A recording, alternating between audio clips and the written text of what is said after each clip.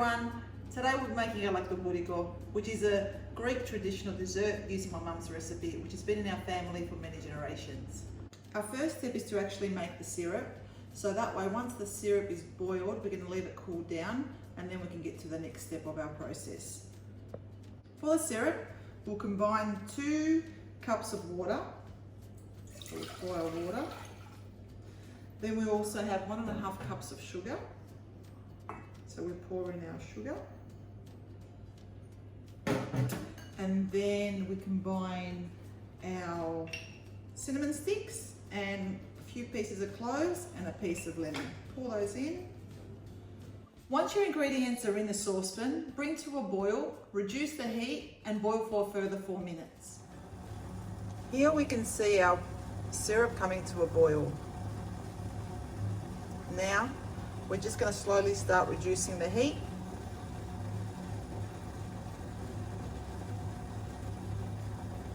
And let it simmer for another 4 minutes.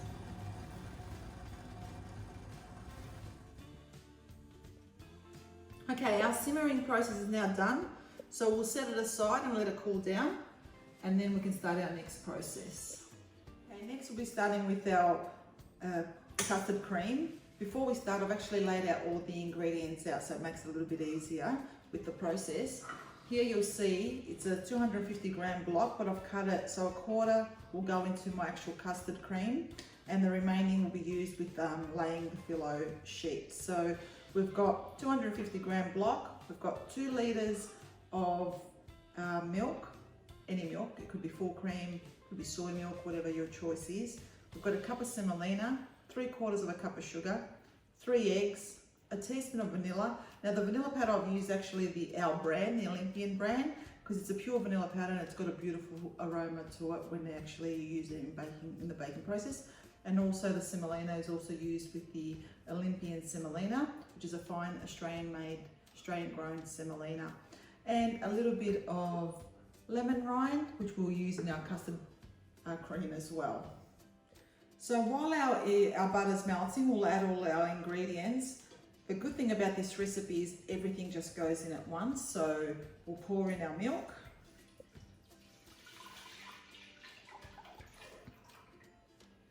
Then we'll pour in our semolina, our sugar, our eggs, our vanilla, our lemon rind. Pour all that in. Make sure you get all of it. And then give it a nice stir.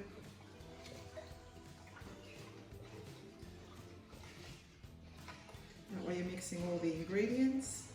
And we'll add our quarter butter, which we've got here, which I've melted. Pour that in slowly.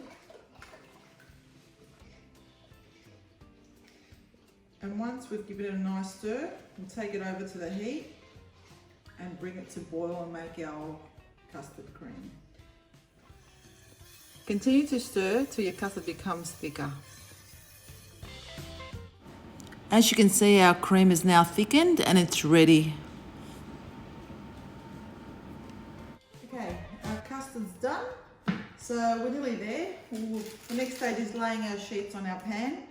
I am using phyllo pastry sheets from Phyllo Fresh. And I'm going to lay them down. And then my pan is pretty much the same size as you can see as the actual pan. Doesn't matter what dish you actually use or what pan you use, as long as it sort of fits the purpose that you want to use it for. Now we'll butter our pan first, our baking dish.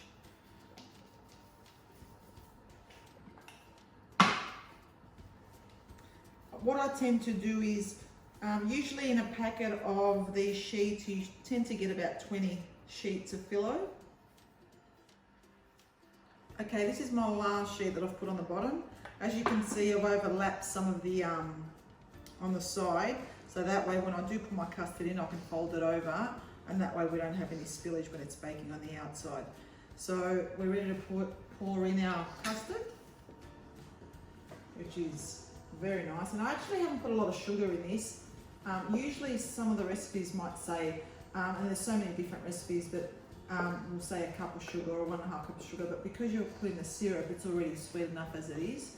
So I actually reduce the sugar in the actual custard.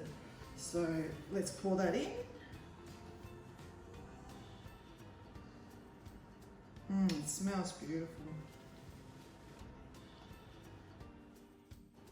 Once we've poured and smoothed our custard, we add our remaining sheets, buttering every layer. We should be adding approximately 8 to 10 sheets on top. It's a good idea to halve the phyllo sheets prior to adding the bottom layer.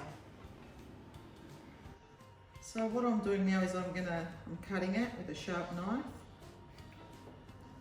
and I'm going to create a diamond shape.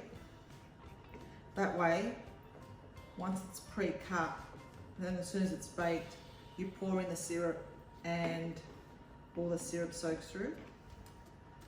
So we cut it on one end and then the opposite side, we cut it on the other end. So we place it in the oven at about 180 degrees and bake it for 50 minutes, keeping an eye on it, because sometimes it might, depending on your oven, might go golden brown a lot earlier, and that means it's ready to be taken out. So now that it's cooked, we'll pour our cool down syrup over and let it soak in.